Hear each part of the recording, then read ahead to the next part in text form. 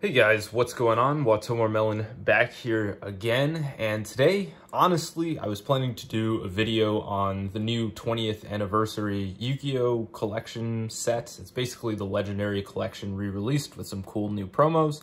However, it was delivered to my place at 2:30. I got home at 6:30 p.m., I think this past Wednesday, and it was stolen. So unfortunately, I didn't open any of that up, but I'm just going to show off some of the cards that I did buy, and I'm going to talk about sort of cool budget options for Yu-Gi-Oh! Collectors, because we all really collect on a budget. So starting off, these are the ones that I've picked up over the past week or two.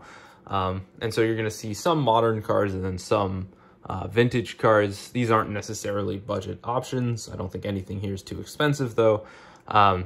But the general premise of the video is going to be that. Hopefully at some point in the future, I'll be able to buy some of the promos to show them off and give you my thoughts on them after seeing them up close and personal.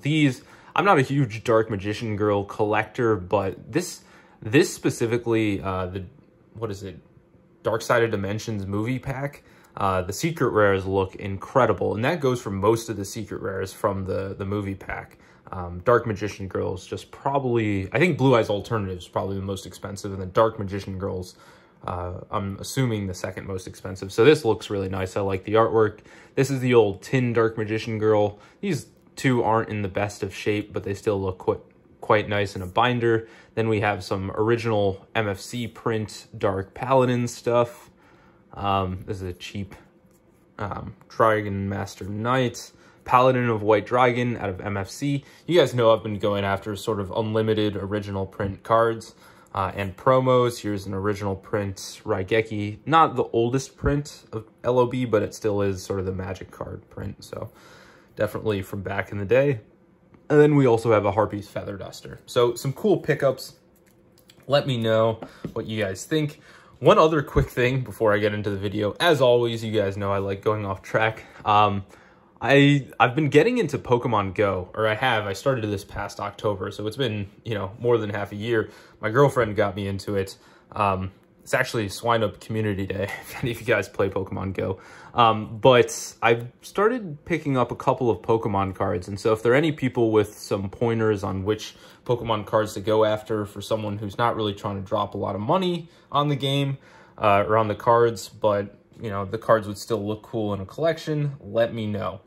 So the first thing I wanted to talk about, now that we've actually spent 3 minutes, I can get into the actual content of the video. So the first budget option that I would recommend you guys checking out, if you haven't already, are these Speed Duel promos.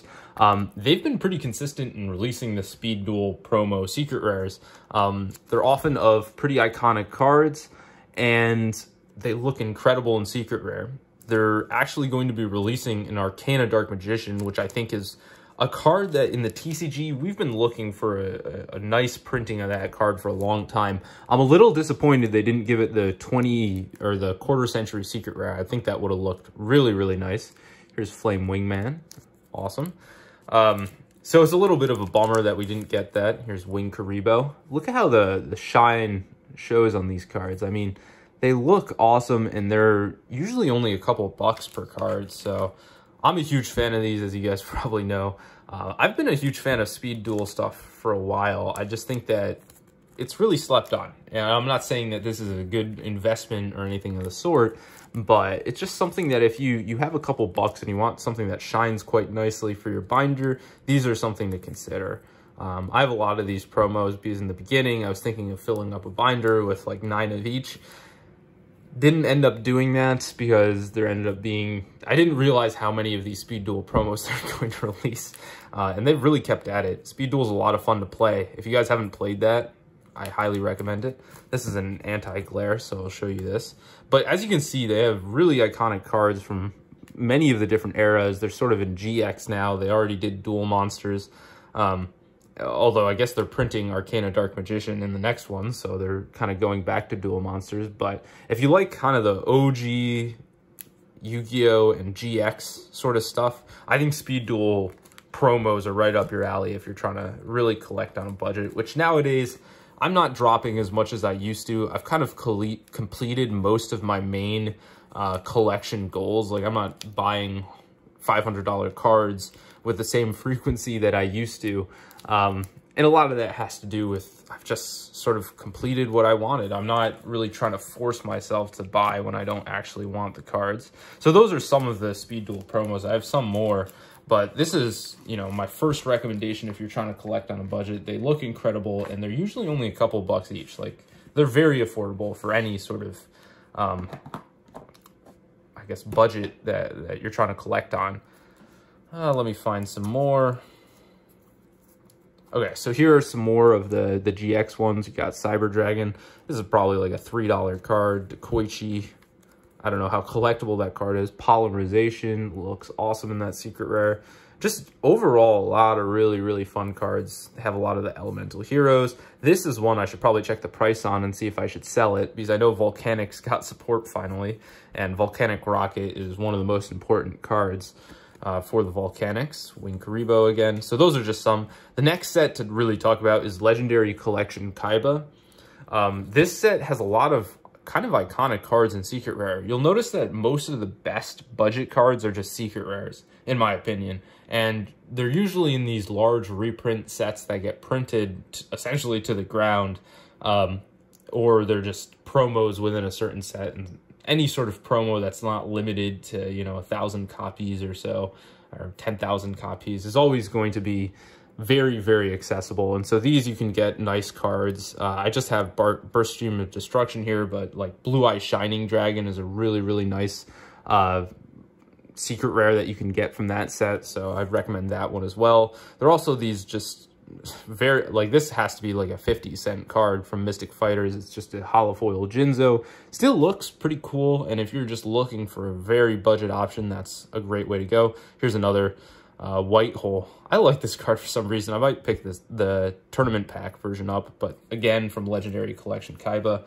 So Speed Duel, those reprint secret rare sets are some of the best to go after. And then the other thing that I recommend are OCG cards. I mean, OCG stuff is just so much cheaper for often a higher quality card. Like, for example, this has a collector's rare that I believe is like a $50+ card in the TCG. I think it was released in Maze of Memories, but I could be completely wrong on that. However, this is a much, much cheaper card, and obviously it's a bit shinier. It's their Prismatic Secret Rare, essentially the equivalent of the Starlight Rare in the TCG. So, you know, this is a cheap card, and even though I guess the name is in English, these Japanese OCG cards are some of the best.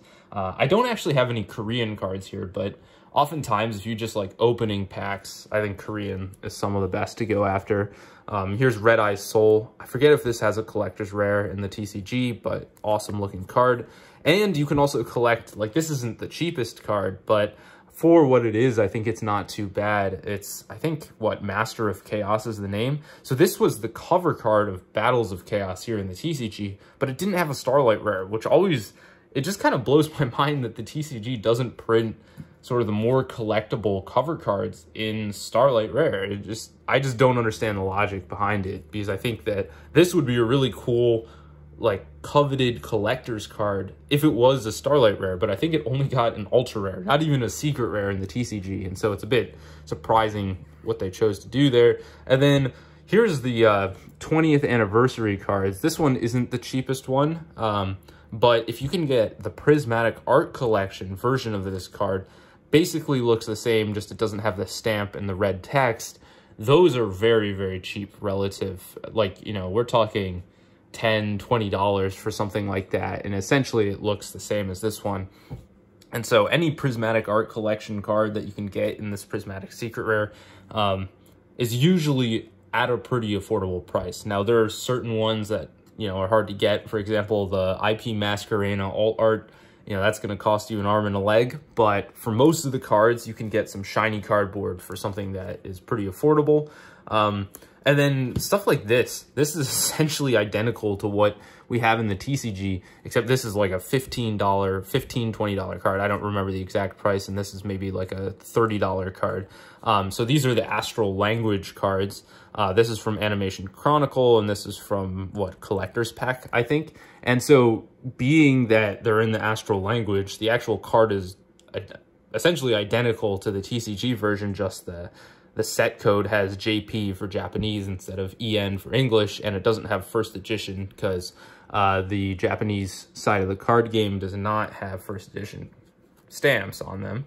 And so, you know, these are much, much cheaper for essentially an identical version of the card. And so if you don't want to spend, I think this is like a $250 raw card in English, you can get the same thing for like 25, 30 bucks, an order of magnitude less. So it's really something to consider. Then again, we just have something that's going to be in the $20 to $40 range last time I checked.